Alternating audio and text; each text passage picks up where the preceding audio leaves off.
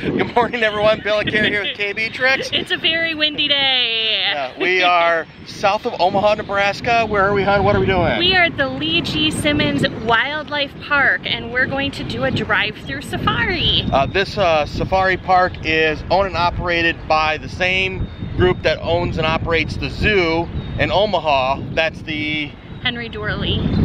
So what we didn't show on camera yet is when we pulled in, there's a little guard station, I guess you could call it, where we paid. Yes. And then we shot our intro in the parking lot. So we had to pay first before we could get it into the parking lot. All right, so now leaving the parking lot, straight ahead, there's a bunch of elk, I think. The straight ahead from us is just a field full of elk. Oh, they're on the, one is on the move. Off from the parking lot here, we might come back here later, but there's an elk overlook where they got some binoculars that you can view from. Here we go. Welcome to Jurassic Park. I don't think it's that kind of safari.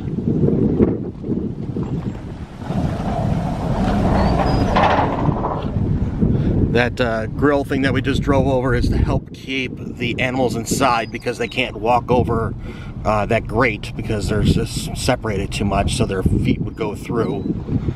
So right here, this just is like one large enclosure that it looks like those elk over there in the distance can explore.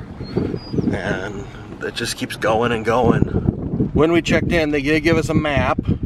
And some information is on there about what animals we can see. Along the way, there's some information that you can read on some signs. Now we're really getting close to those elk. You can see they still have some juvenile horns for the year. You can see they still have some juvenile horns for the year. Like those are still pretty short and they have some fuzz on them. They'll shed the fuzz eventually. These guys are a lot bigger than they looked from a distance. Wow, they're beautiful. Just so you're aware, these roads are not paved. I understand why it would be easier for the animals to cross them, but just so you're aware, I'm not sure how dusty this would get if it was dry, but we had some good rain yesterday down here. So it's not muddy, it's still gravelly. It's that same group of elk. We just kind of went around the corner, but then they're really close over here. They got like a feeding station for them. They're just gigantic.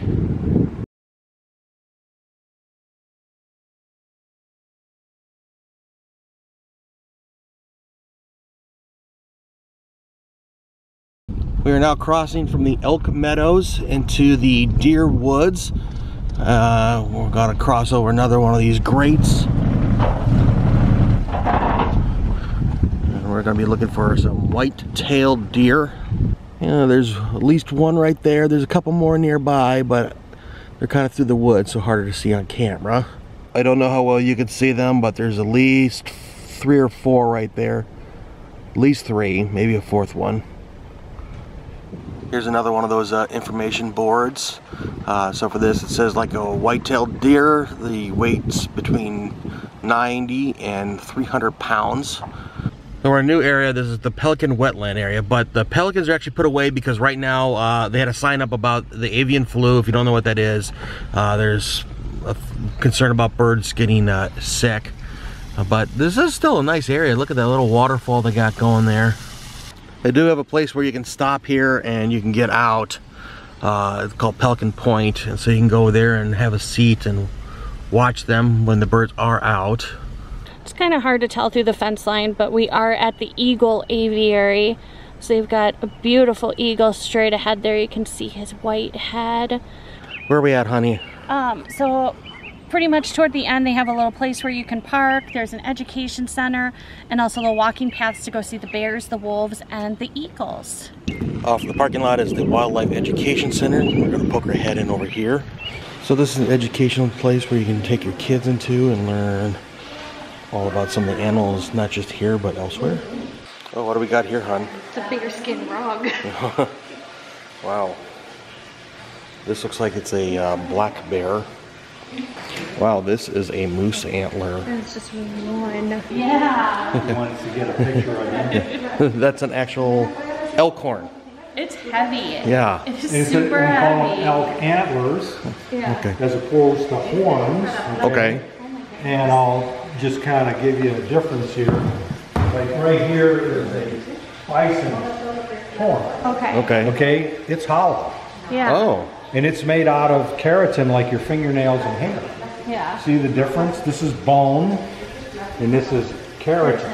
Okay. And they're hollow. They grow on a bone base, you know, like for the bison. Yeah. Oh my goodness. And if you cut them off, they don't grow back. Oh. They stay with the animal, both males and females get them. And they just stay with the animal its whole life. They grow very slowly. Wow. It's like cattle horns. Yeah. If you cut them off, they don't grow back. Oh wow. So by comparison, this is the antler of a white-tailed deer. That one is sheer. And so that is just small compared to, again, the moose. And then the deer antler. And this is bone. That was really interesting. It really was. Yeah. And the thing that was fascinating, he said that elk antlers are bone. Like you think of them as like keratin, which is what your fingernails are made of, but no, antlers are actually growing bone, and it's an inch a day. And It was heavy. yeah, they lose their antlers around March, and then they immediately start growing new ones every year. At as I said, an inch a day. So the ones that we had seen, it's now April, so they've only been growing for like 4 or 5 weeks, something like that is what he was saying. We're going across from that education center. We're going to go check out the bald eagles. And they're up in this netted area over here. So we can't go in there. Normally we could, but right now we can't because of the avian flu concerns. There's at least 3 in here. They're all in the shot. Can you see them from here? So correction, there's actually at least 4. Can you see the other one kind of, its head is poking up behind that tree over there? To the left of the other one. There's another one. And there's one back there, kind of in that wooded area. In my experience, most bald eagles, when they're in captivity, it's because they have to be, because they were injured out in the wild, like they injured their wing or they had some sort of injury. I don't know why any of these are in here, but as I said, historically, in my experience, that's usually the case. Slight bit of a layout here. So over there's the education center, and back there was the eagles. There's a restroom here too, but there's also a like little food truck serving thing that seems to be open on occasion if you need to get lunch. I'm assuming with it busier times. They are now on the opposite side of the parking lot from the education center. There's the Hansard Corral. And this is like a petting zoo type thing, or when this is open you can go in there and feed the goats. We're gonna go check out the Crane Meadow viewing tower. The tower, if you want to go climb it, it looks like, oh, it's closed right now, but it looks like it's 20 feet or so up, so prepare for that climb. Correction, the tower is open, so we're gonna go for a little climb. Made it up to the top. It's about 30 steps, so it's not too bad. And I think they have them put away, but up here you could see trumpeter swans, and of course there's plenty and there's plenty of Canadian geese down here. Next we're going to follow this path across this bridge to the bears, wolves, birds, frogs, Frog Lake, and some other hiking trails. We probably won't do the hiking trails, but it'd be cool to see some bears and wolves. And here's a map for the trail we could take. And so these are off in tenths of a mile. So like that's a tenth of a mile. This is 3/10 of a mile. We might go check out the wolves and the bears, but we probably will not make it up to Frog Lake. That seems a little bit too much of a hike for what we want to do today. Kind of got a crossroads. Said bears or wolves. But we're going to go this way because we thought that it was a circle. Kind of at the top of this one hill, there's a fork. Gonna go off to the side here. Apparently this is an upper viewing area for the bears. In this upper viewing area, you can see the bears kind of taking a nap next to those trees. At the bottom of the hill, of course, there's a viewing area over there. By the time we get over there, he'll probably move. Information about that black bear. They can be between 125 and 600 pounds. I ain't gonna mess around with them. I'm gonna go this way to check out the gray wolf. Could be a great wolf, I don't know. I actually have like a viewing spot from up here. They have a pair of binoculars up here, or is it 2 pairs of binoculars? You can debate that among yourself. So that we can see down here for the wolves. You can kind of see the one gray wolf right there, just taking a nap up on that hill. He was easy to miss before because we had a bunch of trees in the way from the one deck. So we are on the exact opposite side of the enclosure for the gray wolves. This is that one that we were looking at before, I believe. Oh, hi, bud. He just poked his head up. Okay. Oh. And now that we're actually on this side, we can actually see that there's 3 wolves. So that's a different one. You can see there's more gray in this wolf's coat. All right, just discovered there's actually a 4th one in there. He's kind of poking his head. There he is. You see him move his head? There's a 4th one. I still haven't showed you the 3rd one that we saw. But that's 3 out of 4 right there. And there's another one. That's like the 3rd one I spotted, but that's the 4th one I'm going to show you here. So there's at least 4 that are over here. They're all napping right now, pretty much. You said you just found another one, hon? Yep, there's one right over here. Yep, there's number 5. Taking a nap over by these trees. We took the path back and now we're over at this viewing area for the black bear. And this guy is really close up to us. He is a big dude. Hi, bud. Wow. Oh. Wow.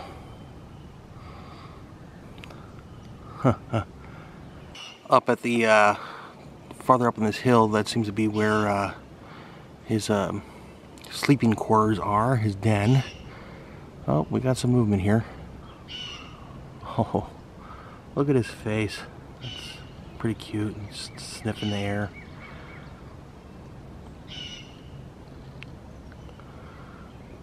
Unfortunately, this is as far over to the left I can get to see him. You know what just got in my head? What was that? Grab doors. Bum, ba, da, dum. Wow.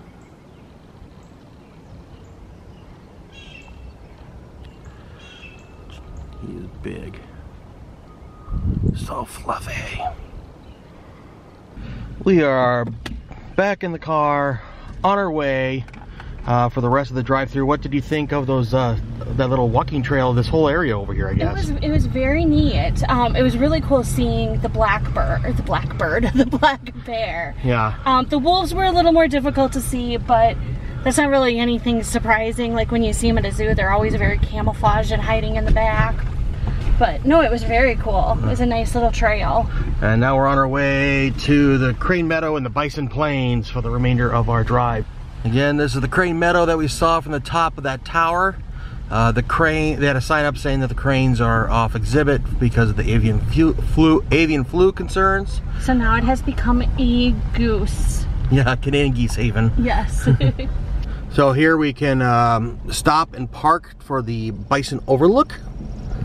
Here we are at the Bison Overlook area. There's actually a play area back here if you have kids and they want to burn off some energy, but we are going to go this way to this deck area to go see if we can see them.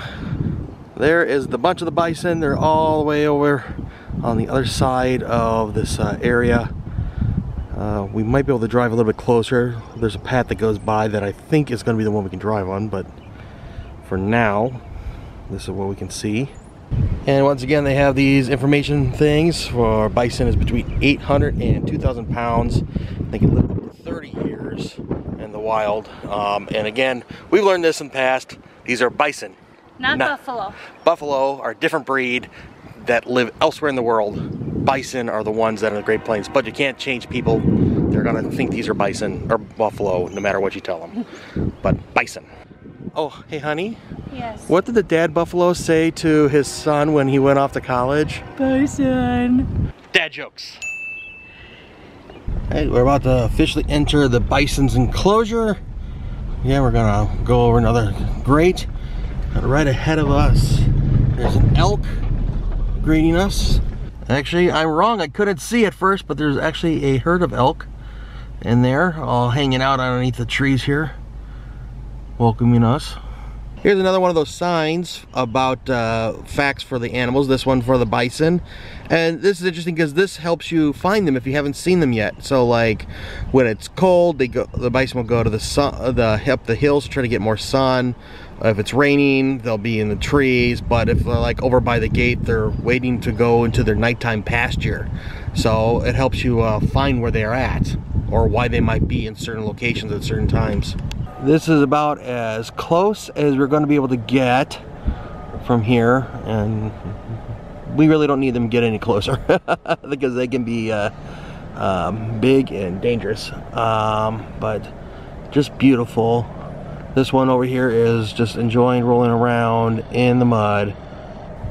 I'm not sure if they're hot, but definitely one way they can do to get cool. We got, oh, feathering up here. We got a big turkey. He's been gobbling for us too. We're making our way out of the trail, and this is kind of back over by the elks, or the white-tailed deer. There he goes again. That is a big turkey.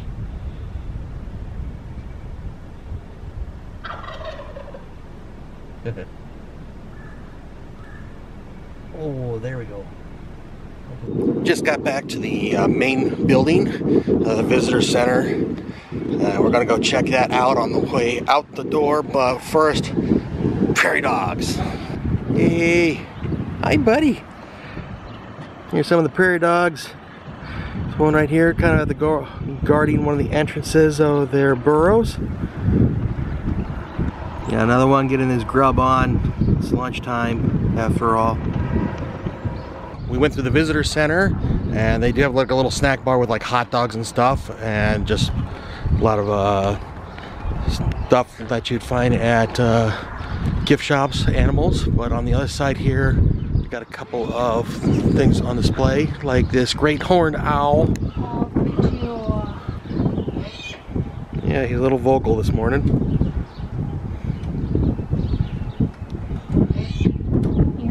They also have a play area for kids off from the parking lot. Oh, we got a little fox over here.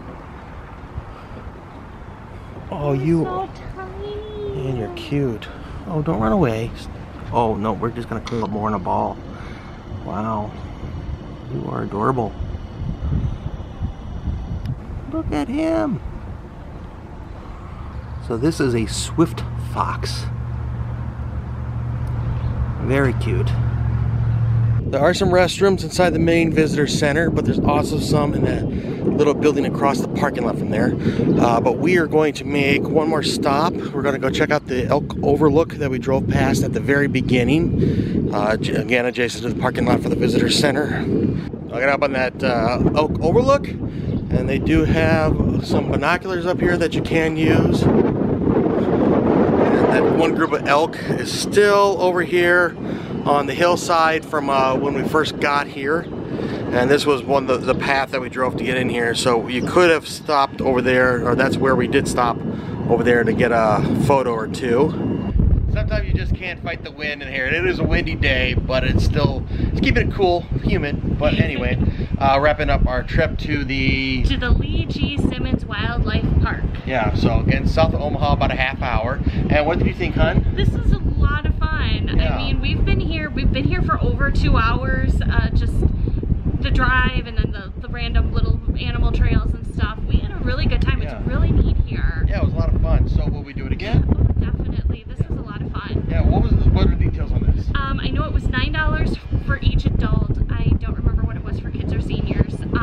But yeah, I mean, this really was not expensive compared to other things. Yeah. You know, I mean, again, we were here for over 2 hours, so for 18 bucks, that's a good deal to me. Yeah, and you can also bring a picnic or something and have it down at that one. There's a place or two you can have it down like at that wildlife education center. One thing to note: stay in your vehicle when you're driving through. We actually saw these people get out around the bison, and it just like the bison stood up and everything. It was kind of a like, oh boy, kind of a moment.